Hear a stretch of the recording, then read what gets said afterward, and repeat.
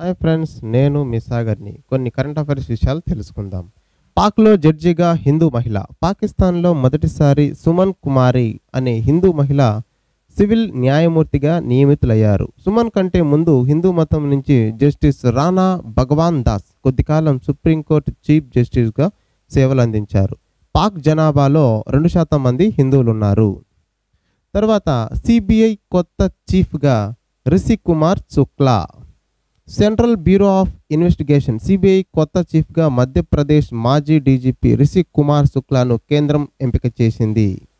ఈయన 2 సంవత్సరాల పాటు సిబిఐ డైరెక్టర్గా కొనసాగుతారు. 1983 బ్యాచ్ ఐపీఎస్ అధికారి అయిన శుక్లా 2016 నుంచి ఈ ఏడాది జనవరి వరకు మధ్యప్రదేశ్ డీజీపీగా పనిచేశారు.